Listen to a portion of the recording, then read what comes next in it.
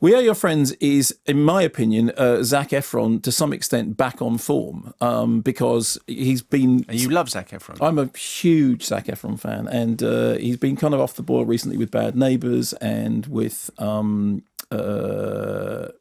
Awkward Moment, which was actually retitled to Are We Dating Yet? Because it didn't do very well as that awkward moment. Sometimes some territories they retitled it as "Are We Dating Yet?" So Zac Efron plays a young DJ called Cole, who is up and coming wannabe DJ. He's into electronic music and dance music. All he wants to do is make the crowd sing, make the crowd surge.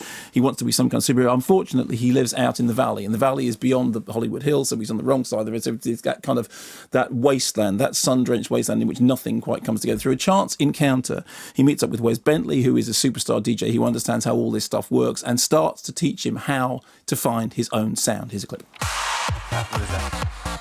That one right there. What's that loop? It's a hand clap. Yeah, I know it's a hand clap, but what is it? Did you make it? It's a sample.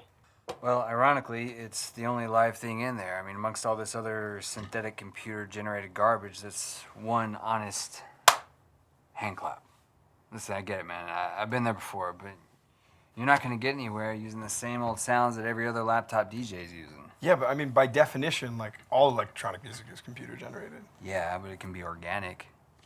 Instead of that synthetic kick drum, instead of that tinny keyboard.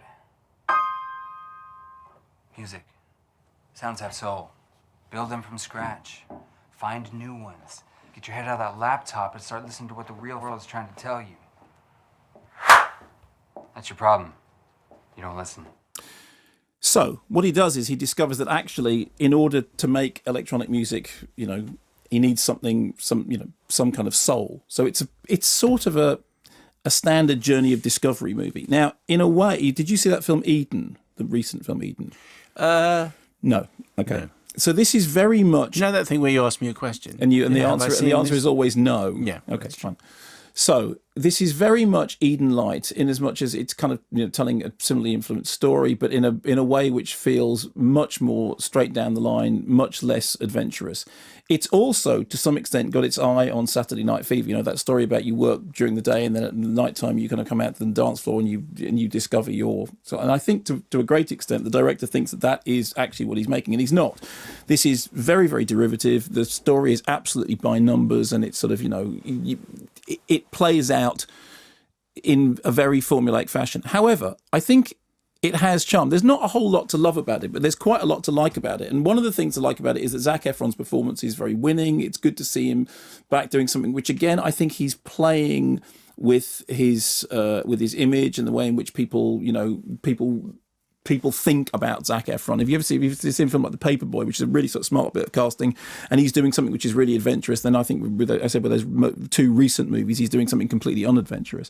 And in the case of this, I think he's charming, but also put upon, and you go with his character, despite the fact that the film in which his character is having to go through all this stuff is pretty flimsy. The music choices are well done. There are a couple of well orchestrated sequences. There's one sort of hallucination sequence which looks like it ought to be terribly naff, but actually works out quite well. It also manages to do that thing which is to make you interested in the most spectacularly uncinematic thing at all, which is the spectacle of somebody standing behind a desk twiddling some knobs, because that's essentially what superstar DJing is now. It's like no longer people playing guitars and drum kits. So somebody just going doing that sort of thing. So the film itself is flawed, but it has a smarter soundtrack than I think some people have seen. I've heard some very sort of negative reviews of it, and it's not brilliant, but what it is an indication of Zac Efron being back on form again, which is great for me because I'm a huge Zac Efron fan.